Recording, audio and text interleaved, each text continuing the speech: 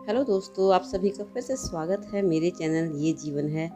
और जो आज की कहानी है बहुत ही ज़्यादा अलग होने वाली है, तो कहानी को पूरा ज़रूर सुनेगा। और जो भी लोग पहली बार चैनल पर आए हैं, प्लीज़ जल्दी से चैनल को सब्सक्राइब कर लीजिए और बेल नोटिफिकेशन को ऑन कर लीजिए, ताकि आपको सारी वीडियोज़ का नोटिफिकेशन आता रहे और आप कोई भी कहानी मिस ना कर पाएँ। तो चलिए फिर जल्दी से कहानी को शुरू करते हैं। कहानी कुछ यूँ शुरू होती है। मेरे लिए एक आम चीज़ थी, लेकिन मुझे सऊदी अरब जाकर पता चला कि इनके लिए कितनी खास है। वहाँ की औरतों के लिए बहुत ही जान से ज़्यादा प्यारी चीज़ थी। इस बात का अंदाज़ा मुझे उस वक्त हुआ जब मैं खुद सऊदी अरब गई और वहाँ की औरतों को ये सब करते अपनी आंखों से देखा। ये सब देखकर मेरे तो होश ही उड़ गए। मैं अनीता, मेरी शादी एक ऐसे इंसान से होने वाली थी जो सऊदी अरब में सालों से नौकरी करता था, और शादी के लिए वह कुछ दिनों के लिए आया हुआ था। यह रिश्ता एक जानने वाले ने करवाया था और हम दोनों एक दूसरे के लिए बिल्कुल अनजान थे। मेरी शादी को हफ्ता भी नहीं गुजरा था कि मेरे पति ने मुझसे कहा कि मेरा सामान पैक कर दो, क्योंकि उसकी वापसी का वक्त आ गया था। उसे वापस सऊदी अरब जाना था। यह सुनकर मैं रोने लगी। अभी तो हमारी शादी को हफ्ता भी नहीं गुजरा था और फिर से वापस जाने की बात कर रहे हैं। मैंने अपने पति से कहा कि मैं उसके बिना अकेले कैसे रहूंगी। हमने तो एक दूसरे को ठीक तरह से जाना भी नहीं था। मैं अपनी ज़िंदगी अपने पति के साथ गुजारना चाहती हूँ। और मेरी बात सुनकर वो कहने लगे कि मजबूरी है, मेरी वहाँ नौकरी है और मैं ज़्यादा दिन यहाँ नहीं रुक सकता, वरना मेरी नौकरी खतरे में पड़ जाएगी। वैसे तो 1 महीने की छुट्टी पर आए थे, लेकिन कंपनी ने अचानक ही उनकी छुट्टियां कैंसिल करके उन्हें वापस बुला लिया था। यह सुनकर मेरी आंखें नम हो गई। मुझे गुस्सा भी आ रहा था। एक परदेशी से शादी करना बहुत ही मुश्किल काम है। इस बात का एहसास मुझे आज हो रहा था। मुझे सामान बांधने के लिए कहा और मेरे पति बाहर चले गए और कोई 10 किलो से भी ज़्यादा फिटकरी खरीद कर लाए और कहने लगे, इसे भी मेरे सामान में रख दो। इतनी सारी फिटकरी देखकर मैं हैरान हो गई और मैंने कहा, आप वहाँ जाकर इसका क्या करोगे? ये तो बहुत सारी है। आपके सामान का वज़न भी बढ़ जाएगा और ऊपर से पैसे भी भरने पड़ेंगे। क्या वहाँ भी हमारे इलाके की तरह गंदा पानी आता है? मैंने ये सवाल इसलिए पूछा क्योंकि मेरी मम्मी हमेशा ही कूलर के पानी में फिटकरी डाला करती थी और पानी बिल्कुल साफ़ हो जाया करता था। मेरी बात सुनकर वो हंसने लगे और कहने लगे, ये तुम्हारे इलाके में पानी साफ करने के लिए काम लाई जाती है, पर वहाँ तो एकदम पानी साफ आता है। सऊदी औरतें इसका कुछ और ही इस्तेमाल करती हैं, जो मुझे नहीं पता, लेकिन मुझे ये मालूम है कि वहाँ इसकी इतनी अहमियत है। सऊदी औरतें फिटकरी को खरीदने के लिए तड़पती हैं। हर सऊदी अरब औरतों के घर में फिटकरी का होना ज़रूरी है। मैं जब भी वापस जाता हूँ, फिटकरी ज़रूर लेकर जाता हूँ। उनकी बात सुनकर मैं हैरान रह गई थी।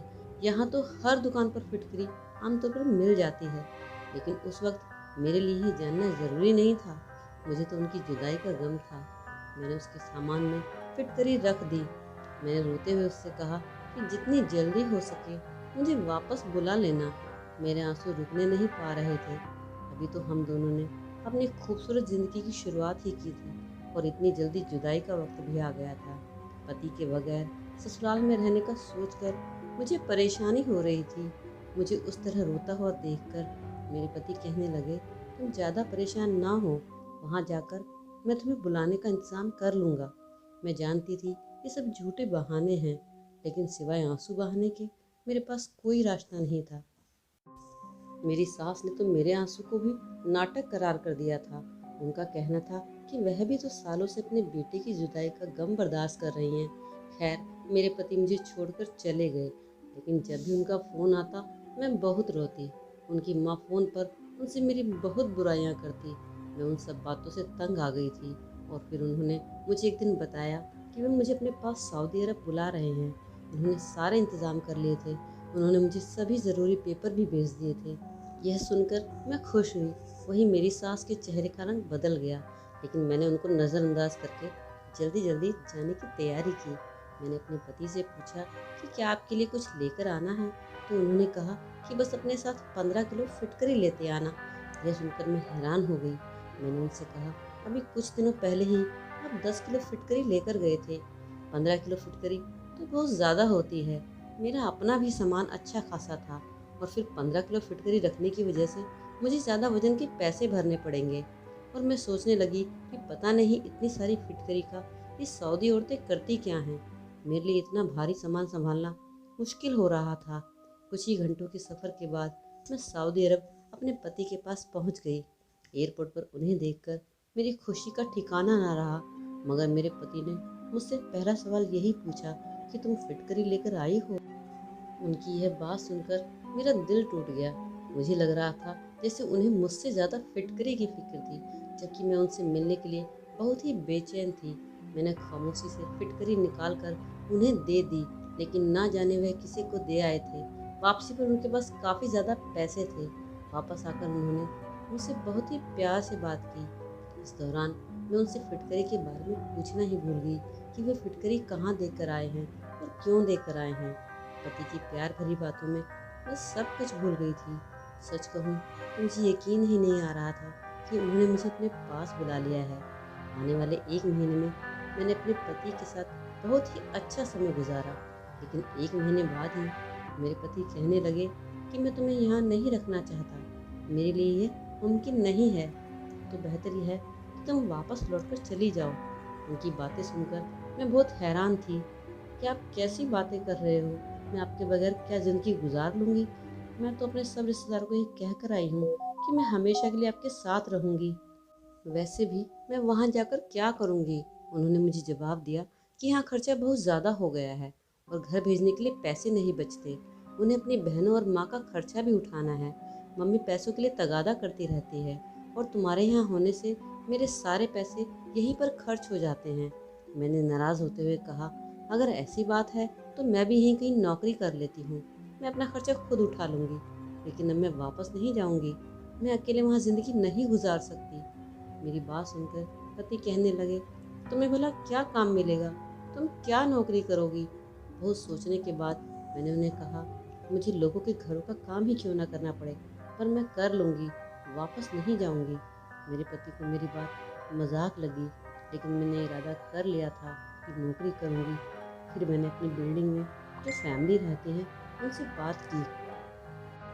कुछ अरबी औरतों के घर में काम तलाश किया। उस 1 महीने में मेरी काफ़ी लोगों से जान पहचान हो गई थी, क्योंकि हम जिस जगह रहते थे वहाँ ज़्यादातर भारत फैमिली ही रहती थी और उस वक्त मेरी जान पहचान मेरे काम आई थी। 2 अरबी औरतों के घर खाना पकाने के लिए रख लिया गया, तो मेरी बात सुनकर वो हैरान हो गए और कहने लगे, तुमने सच में ही काम ढूंढ लिया है, मैं तुम्हें दूसरे के घर जाकर काम करने की इजाज़त नहीं दे सकता। उन्होंने मेरी सारी खुशी खाक में मिला दी थी, लेकिन मैं इतनी आसानी से हार मानने वाली नहीं थी। उनकी बात सुनकर मैं रोने लगी। मेरे आंसू से उनका दिल पसीज गया। अब वो खुद भी मेरे बगैर रहना नहीं चाहते थे। मैं अच्छी तरह जानती थी कि मेरी सास उन पर मुझे वापस भेजने के लिए दबाव डाल रही है, इसलिए मजबूरन उन्हें मुझे वापस भेज रहे हैं। मैंने जानबूझकर इतना रोने का नाटक किया कि मुझे काम की इजाज़त दे दी। मेरी खुशी का ठिकाना ना रहा, क्योंकि अब मैं वहाँ हमेशा रह सकती थी। मैंने खुशी से अपने पति को गले लगा लिया और उनकी बाहों में हाथ डालकर मोहब्बत का इजहार किया। अगले दिन काम पर जाने की तैयारी करने लगी। मेरे पति कहने लगे, काम समझ आया तो ही करना, नहीं तो पहले ही दिन वापस आ जाना। मैंने उन्हें तसल्ली दी और उनके जाते ही घर के सारे काम निपटा लिए और फिर मेरी पड़ोसन मुझे उन औरतों के घर लेकर गई। घर क्या थे, आलीशान महल थे। मैं तो देखकर हैरान रह गई। दोनों अरबी औरतें बहुत ही सुंदर, बहुत ही अमीर घर से लग रही थी। उन्हें हिंदी समझ आती थी, लेकिन बोलनी नहीं आती थी। उन्होंने इशारों में मुझे समझा दिया कि मैं उन्हें किस तरह का खाना पका कर दूँ। पहले दिन मैंने रसोई में एक अजीब चीज़ देखी। एक बहुत बड़े डिब्बे में ढेर सारी फिटकरी के टुकड़े रखे हुए थे। उसे देखकर मुझे याद आया कि मेरे पति और मैं भी तो इंडिया से इतनी सारी फिटकरी लेकर आई थी। पता नहीं मेरे पति ने इसके साथ क्या किया। ये अरबी औरतें आखिर इस फिटकरी का करती क्या हैं? लेकिन सवाल मैं किससे पूछती, क्योंकि घर में मौजूद जितने भी नौकर थे उनको हिंदी नहीं आती थी। यह इंग्लिश भी किसी को नहीं आती थी और मेरे पति मुझे पहले ही बता चुके थे कि उन्हें इस बारे में कुछ नहीं पता है। मैंने सोचते सोचते 2 घंटे में खाना तैयार कर दिया और फिर दूसरी अरबी औरत के घर चली गई। वहाँ पर भी मैंने बिल्कुल यही चीज़ देखी, बल्कि यहाँ तो पहले वाले घर से भी ज़्यादा फिटकरी थी। आखिर माजरा क्या था? भारत में तो ऐसा कुछ नहीं देखा था। मुझे खाना पकाते थोड़ी देर ही गुजरी थी कि मेरी मालकिन किचन में आई और उसने फिटकरी का एक टुकड़ा निकालकर उसे तेल में भिगोकर रख दिया। उसने ऐसा क्यों किया मुझे मालूम नहीं हो सका। वो मुझसे छुपा कर यह काम कर रही थी कि मैं उसकी तरफ ना देख पाऊँ। इस बात पर मैं और भी हैरान हो गई। मेरा पहला दिन अच्छे से गुजरा। मैं दोनों घरों का खाना पकाकर 5 घंटे में फ्री हो गई। काम ज़्यादा भारी मालूम नहीं हुआ। शाम को जब पति घर आए तो मुझसे ढेर सवाल किए। मैंने उन्हें बेफिक्र कर दिया कि काम बहुत अच्छा है, मुझे कोई परेशानी नहीं है। वो चाहे तो मेरी तनख्वाह भी सारी घर भेज सकते हैं। वो हल्के से मुस्कुराए। वो जानते थे कि ये सब उनके साथ रहने के लिए कर रही हूँ। खाना खाने के बाद वो मुझे घुमाने के लिए बाहर लेकर गए। ये पहली बार था जब मैं उनके साथ बाहर निकली थी, वरना अभी तक मैं यही सोच रही थी कि ना जाने मुझे कब घर वापस भेज देंगे। वो मुझे एक बड़े मॉल में लेकर गए। उस रंगीन दुनिया में पहुंचकर बहुत खुश हो गई। मॉल में बड़ी बड़ी सोने की चीज़ें थी। यहाँ तो हर औरत ढेर सारा सोने पहने हुई थी। किसी भी औरत को खुलेआम इतना सोना पहने पहले मैंने कभी नहीं देखा था। मैंने अब तक यही समझा था कि सऊदी अरब में कुछ नहीं होता, लेकिन यह तो बहुत ही ज़्यादा तरक्की कर गया था और आज पहली बार सब देख रही थी। वापस आते समय हमें उनका एक दोस्त मिला, उनकी बीवी भी साथ थी। बीवी मुझे देखकर बहुत खुश हुई क्योंकि मैं इंडिया से आई थी। उन्होंने हम दोनों को अपने घर अगले दिन खाने पर बुलाया। वे लोग अरबी थे, लेकिन उनको हिंदी काफ़ी अच्छी आती थी। उन लोगों के बहुत जिद करने पर हमने दावत के लिए हाँ कह दी। मैं इस दावत के लिए बहुत एक्साइटेड थी क्योंकि ये पहली बार था यहाँ आकर किसी के घर दावत पर जा रही थी। अगले दिन मैंने दोनों अरबी औरतों के घर खाना पकाया और वापस आते ही जल्दी से तैयार हो गई। हम दोनों एक दूसरे के साथ उनके दोस्त के घर चले गए। उनके दोस्त और उसकी बीवी ने बहुत ही खुशी से हमारा स्वागत किया। उनका एक बेटा था, वो बहुत प्यारा था। उसे देखकर मुझे उस पर प्यार आ गया था। उनके दोस्त की बीवी का नाम सलमा था। वो रसोई में खाना बनाने की तैयारी कर रही थी। मैं भी उसके पास जाकर खड़ी हो गई, जिसे देखकर वो मुस्कुराकर कहने लगी कि भाभी आप बैठ जाइए, खाना मैं बना लूँगी। मैंने उनकी बात को नज़रअंदाज किया, उनके साथ मदद करानी शुरू कर दी। लेकिन उसी वक्त मेरी नज़र एक कोने में रखी फुटकरी की थाली पर पड़ गई। एक दफ़ा फिर मैंने दिल में सवाल किया कि आखिर ये अरबी औरत फुटकरी का करती क्या है। मैंने सोचा कि सलमा से पूछती हूँ, मगर सलमा से पूछने में मुझे थोड़ी झिझक महसूस हो रही थी क्योंकि जिनके यहाँ मैं काम करती थी उन लोगों ने भी मेरे सामने इस बात को छुपा कर रखा था, इसलिए मुझे पूछने में थोड़ा अच्छा नहीं लग रहा था।